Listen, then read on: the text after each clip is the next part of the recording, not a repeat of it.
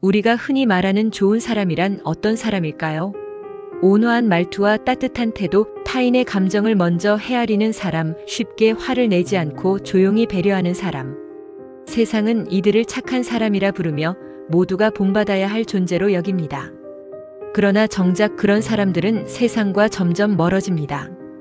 점점 말수가 줄고 사람들 속에 자신을 내세우지 않으며 고요한 자리를 찾아 물러섭니다. 겉으로 보기엔 고립이지만 실제로는 깊은 내면의 전환이 일어나고 있는 시간입니다.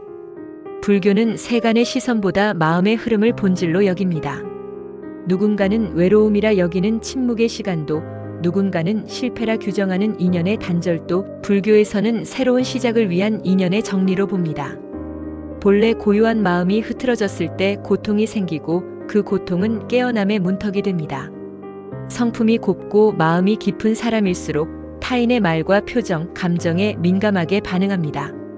그러한 예민함은 곧 따뜻함으로 드러나지만 동시에 그들을 더 많이 상처받게도 만듭니다. 사람들 속에서 상처를 입고도 쉽게 드러내지 않는 그들은 말없이 내면의 깊은 강을 건너고 있습니다. 부처님께서는 마음이 일어나지 않으면 번뇌도 없다고 하셨습니다. 결국 번뇌는 바깥의 일이 아니라 내 안에서 어떻게 반응하느냐에 따라 생겨나는 것입니다. 성격이 좋은 사람일수록 남을 먼저 생각하고 마음을 내어주며 때로는 자신을 희생합니다. 그러나 그러한 삶은 언젠가 지치게 되어 있습니다. 그들은 타인을 향해 열려있던 마음의 문을 잠시 닫고 자신에게로 향하는 시간을 갖습니다. 이러한 내면의 전환은 실패가 아닙니다.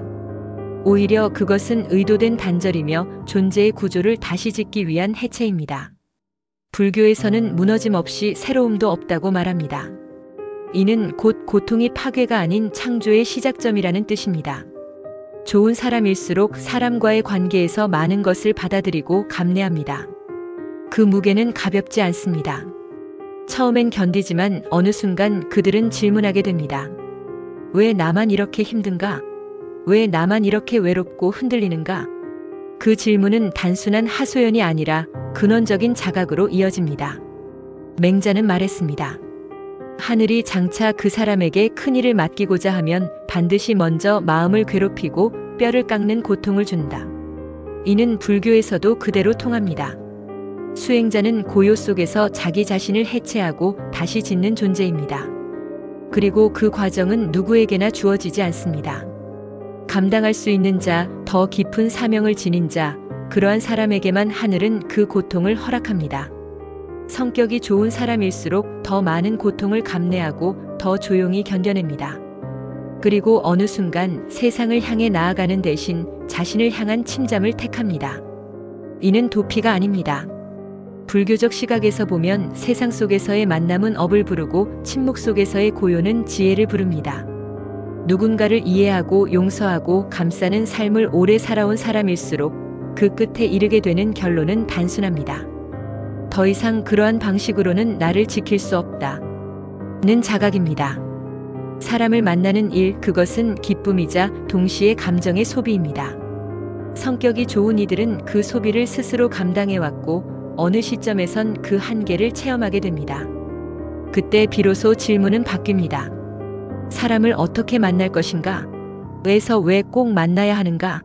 로 이 관계는 유지할 가치가 있는가? 로 전환됩니다. 이러한 질문은 고독에서 비롯되는 것이 아니라 성찰에서 비롯됩니다. 부처님께서도 출가 전 왕자였지만 모든 만남을 내려놓고 스스로의 길을 찾아 떠나셨습니다. 이 세상 어떤 진리도 번잡한 자리에서는 들리지 않습니다. 세상의 소리보다 더 조용한 침묵 속에서 수행자는 진리를 발견합니다. 성격이 좋은 사람일수록 사람과의 인연 속에서 끊임없이 상처받습니다. 그들은 그것을 탓하지 않습니다. 단지 그 인연의 흐름이 끝났음을 알아차립니다. 이 알아차림은 바로 지혜의 눈을 뜨는 순간입니다. 부처님께서는 삶을 고라 말씀하셨고 고통에서 벗어나는 길은 집착을 내려놓는 데서 시작된다고 하셨습니다. 타인에 대한 기대, 관계에서 오는 안정감, 인정받고 싶은 마음, 이러한 모든 집착은 고통의 근원이 됩니다. 성격이 좋은 사람일수록 이러한 집착에 오래 머무르며 그것이 불러오는 고통을 오래 견딥니다. 그러나 어느 순간 그들은 내려놓는 법을 배우게 됩니다. 그렇게 해서 고요한 길에 들어섭니다. 사람을 만나지 않는다는 것은 사람을 싫어해서가 아니라 이제 더 이상 만남에 기대지 않고도 자신을 지킬 수 있다는 신호입니다. 그들은 외롭지 않습니다. 오히려 진정한 자신과의 만남 속에서 가장 깊은 평화를 체험합니다. 불교에서는 이를 자성의 발견이라 말합니다. 수행자는 자신 안의 부처를 깨우기 위해 세상과의 거리를 조절합니다. 그리고 그 거리감 속에서 마침내 자기를 완성해 갑니다. 삶이 무너지는 것처럼 느껴질 때가 있습니다.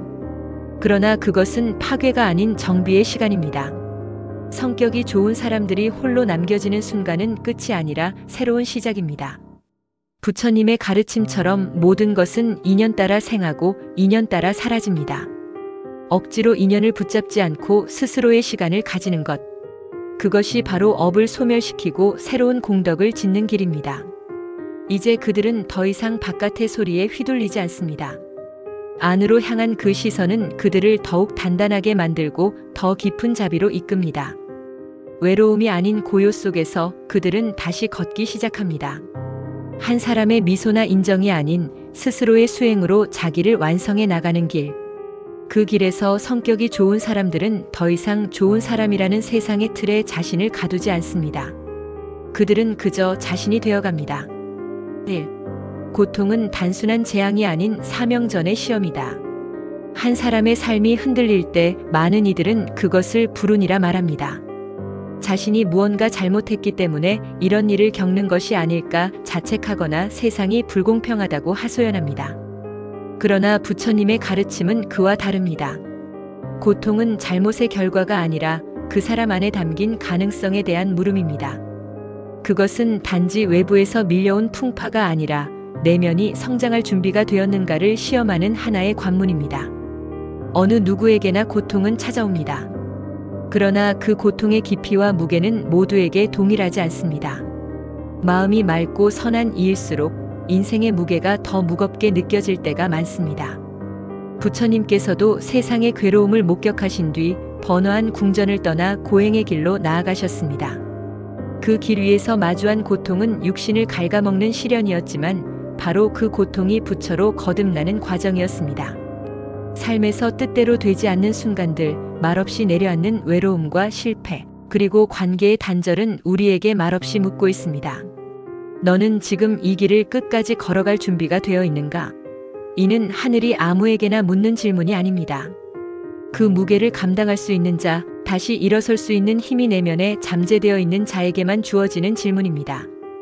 따라서 고통은 단순한 징벌이 아니라 사명을 감당할 자격이 있는지를 확인하는 자비로운 시험입니다.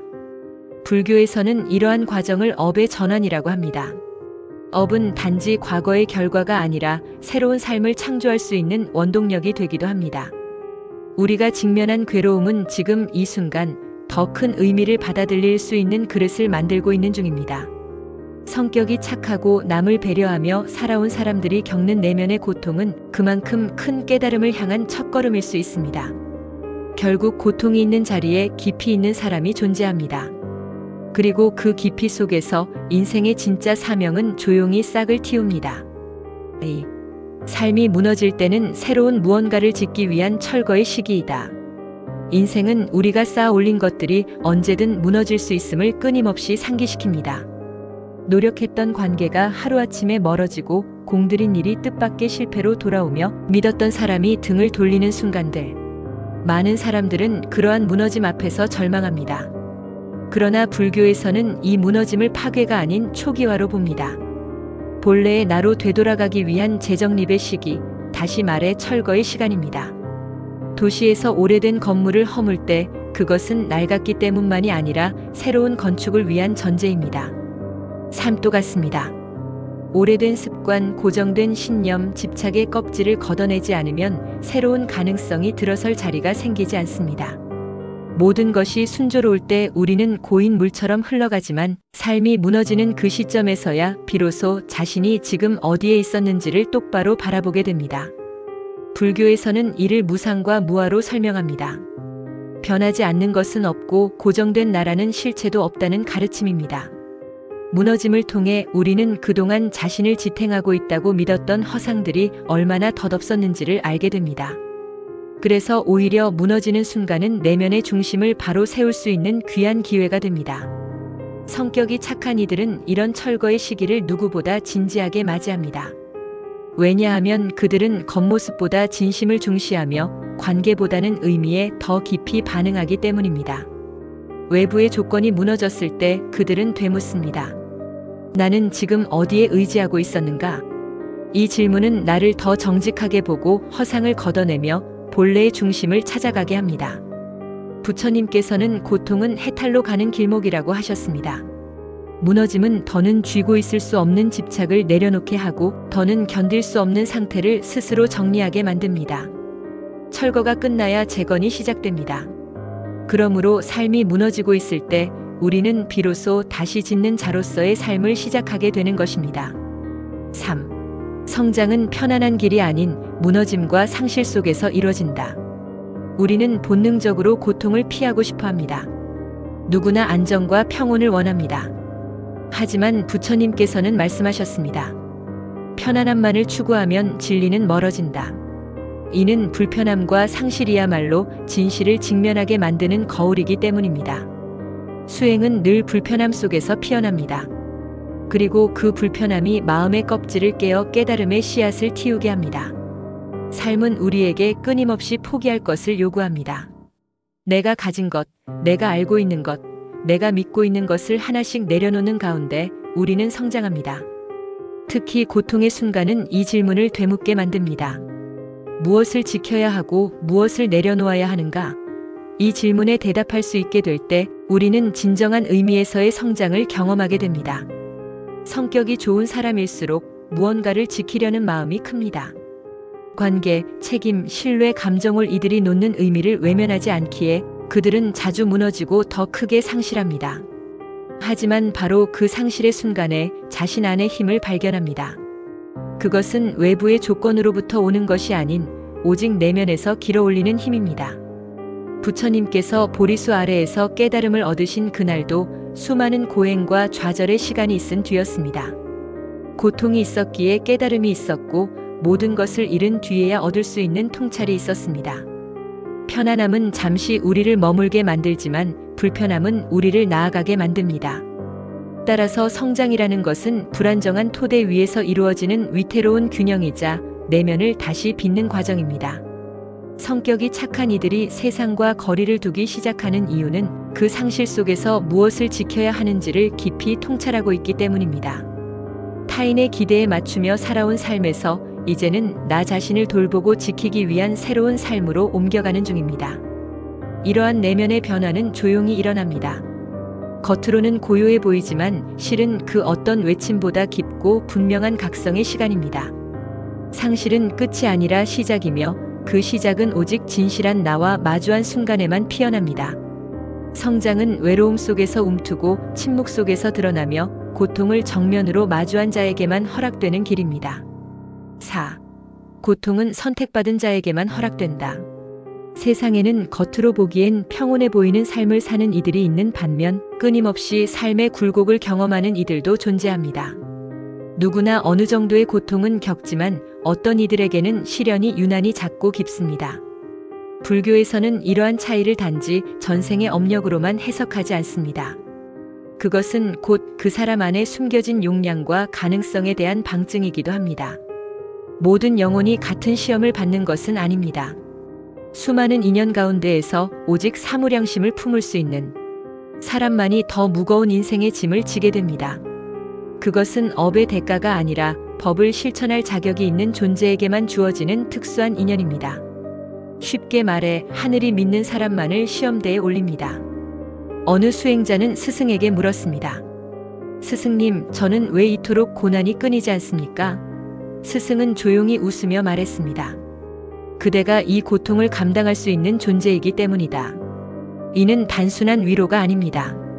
실제로 수행의 깊이는 감내한 고통의 깊이와 비례합니다. 마음이 여리고 성품이 온화한 이들이 자주 깊은 상처를 입는 이유는 그 마음이 더 넓은 자비로 향해 있기 때문입니다. 이들은 단지 착한 사람이 아니라 마음 안에 더 많은 이들을 품을 수 있는 바다와 같은 그릇을 지닌 존재들입니다. 그러나 이 진실은 겉으로는 드러나지 않습니다. 그들은 아픔을 내색하지 않으며 외로움을 조용히 감내합니다. 그러한 이들의 고통은 결코 불운한 삶의 징표가 아니라 더 깊은 깨달음으로 나아가는 사람이라는 표시입니다. 마치 큰 항아리를 만들기 위해선 더 오랜 불길이 필요하듯이 큰 사명을 지닌 이는 그만큼 많은 시련을 통과해야 합니다. 불교의 시각에서 보면 고통은 업장을 소멸시키는 연단이며 동시에 공덕을 쌓는 기회입니다. 그리고 이 고통은 아무에게나 주어지지 않습니다. 생명을 생명답게 살고자 하는 의지를 가진 자, 타인을 넘어 자기를 진실로 이끌고자 하는 자, 그러한 사람에게만 이 시련은 허락됩니다. 고통이 크다는 것은 그만큼 의지 또한 깊다는 말입니다. 성격이 곱고 섬세한 이들이 사람을 점차 멀리하게 되는 것도 이 때문입니다. 그들은 단순히 상처를 받아서 피하는 것이 아닙니다. 자기 안에 감당해야 할 어떤 무거운 과제가 있다는 것을 직감적으로 알고 있기 때문입니다. 그들에게는 일상적인 관계조차도 큰 부담이 되며 내면을 지키기 위한 거리두기가 불가피한 수행의 일부가 됩니다. 그러므로 고통은 선택받은 자에게 주어진 하나의 서약입니다. 그것은 당신은 이 일을 감당할 수 있는 사람이라는 하늘의 조용한 확인이며 이 세상 어디에서도 얻을 수 없는 신뢰의 증표입니다. 이 진실을 알아차린 순간 사람은 더 이상 고통을 거부하지 않게 됩니다. 오히려 그 안에 담긴 의미를 마주하기 시작합니다. 그리고 그 순간부터 삶은 고통이 아닌 길이 됩니다. 포기하지 말고 스스로를 믿으라. 지금은 끝이 아니라 시작이다. 모든 것이 끝난 듯 느껴지는 시기가 있습니다. 노력해도 변하지 않는 현실, 반복되는 고통, 줄어드는 희망. 하지만 불교의 가르침은 말합니다. 그 끝이라고 여기는 자리에 바로 시작의 문이 열려 있다고. 우리는 보통 어떤 결과가 있을 때 시작한다고 생각하지만 진정한 시작은 절망의 가장 깊은 밑바닥에서 일어납니다. 고통이 삶을 잠식할 때 많은 사람은 자신을 의심합니다. 나는 이 일을 끝까지 감당할 수 있을까? 더는 버틸 힘이 남아있지 않다는 생각은 의지를 갉아먹고 마음을 움츠리게 만듭니다. 그러나 그 순간이야말로 진짜 신뢰를 세울 기회입니다. 부처님께서도 깨달음에 이르기 전 수많은 의심과 고통 속에서 자신을 붙잡고 있던 모든 기대와 습관을 내려놓으셨습니다. 진정한 믿음은 외부가 아닌 내부로부터 생겨납니다. 성격이 착한 이들이야말로 타인의 기대에 가장 많이 반응해온 사람들입니다. 그러나 어느 시점에서 그 기대가 무너지고 나면 비로소 스스로를 돌아보게 됩니다. 지금 이 순간 내가 나를 믿을 수 있는가? 이 물음에 답하는 것은 단순한 마음의 다짐이 아니라 삶의 방식 자체를 바꾸는 깊은 결단입니다. 불교에서는 스스로를 믿는 것을 자등명 법등명이라 합니다. 스스로를 등불 삼고 법을 등불 삼아 걸어가라. 이는 어떤 외부의 의존도 없이 자신의 내면에서 길을 밝히라는 뜻입니다.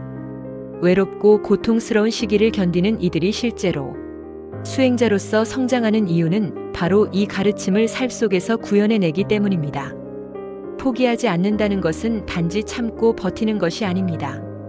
그것은 자신 안에 남아있는 가능성을 신뢰하는 일이며 언젠가 지금의 이 어둠이 하나의 통로였음을 인정하는 자세입니다. 시간이 지난 후 그 고통의 터널을 빠져나온 사람만이 말할 수 있습니다. 그때가 끝이 아니라 내가 진짜로 시작된 순간이었다고. 성격이 좋은 사람은 사람들과의 관계 속에서 자기를 잃는 경우가 많습니다. 그러나 고통을 통과하며 그들은 더 이상 남을 위한 삶이 아닌 자신을 위한 삶을 살기 시작합니다. 이 변화는 겉으로는 조용하지만 내면에서는 혁명과도 같은 일입니다. 삶의 주도권이 타인이 아니라 자기 자신에게로 돌아오는 순간 비로소 모든 것은 새로 시작됩니다. 고통은 우리가 선택하는 것이 아니지만 그것을 어떻게 대하는가는 우리의 몫입니다. 그 앞에서 주저앉을 수도 있고 조용히 일어설 수도 있습니다. 지금의 시련이 끝이 아니라는 것을 아는 사람은 절망 속에서도 새로운 가능성을 준비합니다. 그리고 그러한 사람만이 언젠가 누군가에게 희망이 되고 길이 됩니다. 이제 남은 것은 단 하나입니다. 스스로를 믿는 일. 그것이 고통을 넘어서는 첫 발걸음이며 지금 이 순간부터 진짜 삶이 다시 시작된다는 선언입니다. 세상은 말합니다. 착한 사람은 누구와도 잘 어울리고 늘 사람들 속에 있어야 한다고. 그러나 진정으로 마음이 고운 사람들은 어느 순간 홀로 있는 자리를 선택합니다. 그것은 상처를 피하려는 도피가 아니라 더 이상 외부에 자신을 소모하지 않고 내면을 돌보기 위한 지혜로운 후퇴입니다. 불교는 바로 그 지점에서 참된 수행이 시작된다고 봅니다. 외로움이 아닌 고요함으로, 침묵이 아닌 깨어있음으로 돌아가는 길. 그것이 성숙한 자만이 걸을 수 있는 길입니다. 고통이 찾아온다는 것은 잘못된 방향으로 가고 있다는 신호가 아니라 올바른 방향으로 나아가기 위한 준비가 시작되었음을 뜻합니다. 복문의 흐름처럼 무너짐은 철거이며 시련은 사명의 전조입니다. 삶의 균열이 일어날 때 비로소 사람은 자기 안에 숨어있던 힘을 자각하게 됩니다. 그리고 그 힘은 단단한 결심과 함께 스스로를 다시 세우는 기반이 됩니다. 세속의 기준으로 보면 사람을 멀리하고 홀로 있기를 선택하는 이는 실패하거나 소외된 존재처럼 보일 수 있습니다. 그러나 불교적 시선은 다릅니다. 그 고요한 뒷걸음질은 오히려 더 넓은 자비와 더 깊은 통찰로 나아가기 위한 발돋움입니다. 관계의 소음에서 물러나 법의 소리를 듣기 위한 준비입니다. 스스로를 믿는다는 것은 더 이상 누군가의 기대 속에 갇히지 않고 자신만의 걸음을 걷는 일입니다. 지금의 고통이 결코 끝이 아니라는 것, 그것은 삶이 당신에게 또 한 번의 기회를 주고 있다는 조용한 속삭임입니다. 이 흐름을 깨닫는 이라면 어떤 흔들림 속에서도 다시 자신의 중심으로 돌아올 수 있습니다. 이제는 세상에 잘 보이려는 좋은 사람이 아닌 본래의 자신으로 사는 사람이 되어야 할 때입니다. 그 길은 멀고 고요하지만 그 길 끝에 이르는 자는 반드시 누군가의 어두운 길을 밝혀줄 등불이 됩니다. 그리고 지금 그 길 위에 선 당신은 이미 걸음 그 자체로 누군가의 위로가 되고 있습니다.